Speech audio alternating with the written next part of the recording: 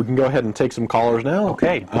Let's see. First off, we have Todd. How you doing? Fine. How you doing? Pretty well. Good. I'm listening at you're supposedly expert. I don't know whether his expertise is from a book that he read or he's an expert on myths. He's researched the life of Christ. He's just talking. I saw the book that he held up. Okay. He knows very little about the Bible, so I guess he's basing what he says, what he's saying on the writings of others. For example, the idea that Abraham did this evil thing. If he had read the Bible, then he would be assured that Abraham followed God's advice, and he would have, but God did not allow him to, and God was testing his faith.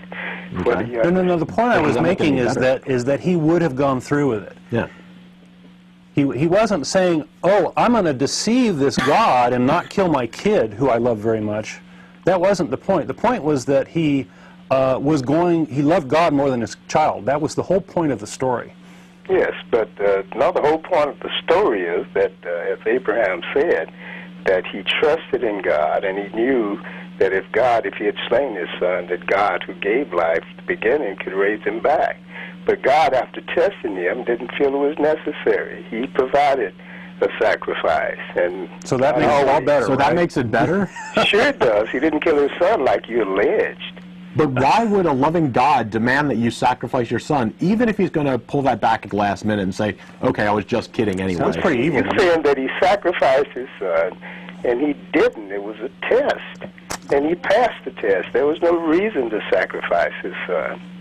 So what I'm saying is, this fellow here, I think you've twisted my words, but what's your name? Don Baker? My name is Don Baker. What is your expertise? What is your degree? What do you know about the Bible, other than what you've read? Well, reading it kind of helps typically. Yeah, but I mean, apparently he hasn't read the Bible, because I've read the sections of the Bible that are quoted. First of all, do you debate anything? That the life of Christ is a myth when it's a historical fact. Okay, what evidence do you have of this fact? What evidence do you have of this fact? Historically, it's mentioned in Josephus. Yeah, which is a fraud. Wait a minute. You asked me a question. Let me answer your question. Okay, and point by point, Josephus is one passage in the writings that it's just kind of stuck in amongst other things that he was writing. It doesn't really flow. It doesn't fit. It's written in a different way, and pretty much every historical scholar, biblical scholar, has said that it's a forgery. It was put in there much later. People lie. You know, there were 500 people that saw Jesus. Okay, what evidence do we have of these 500 people? Wait a minute. You asked me a question. Okay, so what is the evidence of these 500 people? Point two. If you give me a chance, I'll answer your question. If you keep talking, then we'll just be arguing. Okay. Well, go on. After Christ was resurrected, there were 500 people that saw him at once. Okay. And there were a lot of them living during the time of Paul. Paul even saw him. Okay, but no. Wait a second. You said 500 people saw him. Yes. What evidence do we have of that? Other than it written here. Yes. What evidence do we have? That's all the evidence you need. That's one book. That's all you need. You said that they have Harry Potter books written out there. You said, first of all, you said it was a myth, but then you turned around and said, well, there's an account of this in just about every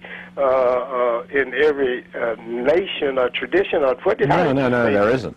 No. Well, I want other gods. Let's not be speaking very clearly, because I've probably been very misunderstood. Talking about the virgin birth, and he's talking about in other. There were lots and lots of other gods in centuries before, and prophets centuries before, that were born of virgins. Okay. That now name one. Mithra. Okay, Mithra. Mithra. When was he born? It was a couple centuries before, but on what we can nail down, December 25th.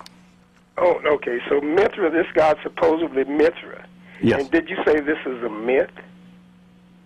Well, I believe that's a myth too, but apparently everybody else does too. Nobody worships Mithra anymore. Yeah, but Mithra. Well, I've never heard of Mithra other than probably in some book, God-denying book like you've read. Yeah, if you do some searches, they come up with people go information around on it. digging in holes and things, and they come up with all of these false gods. Mithra may have been a god. So what evidence do you have that your God is not a false one, just like Mithra? I've just told you, because he's living today. He was resurrected and seen of about 500 He's people. not making the news anywhere. It doesn't make any difference as it make the news. Well, it does kind of make a difference if you say he's walking around. Wait a minute.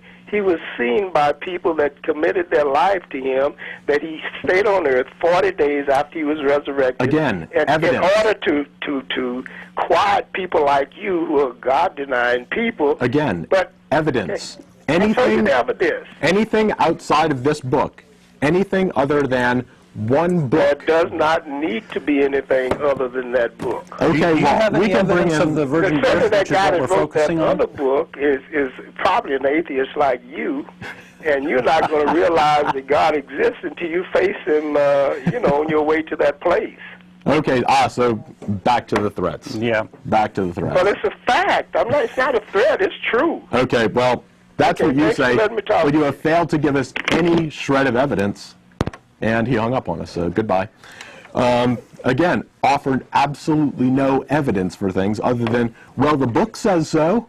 Mm-hmm. So what? Books say lots of things.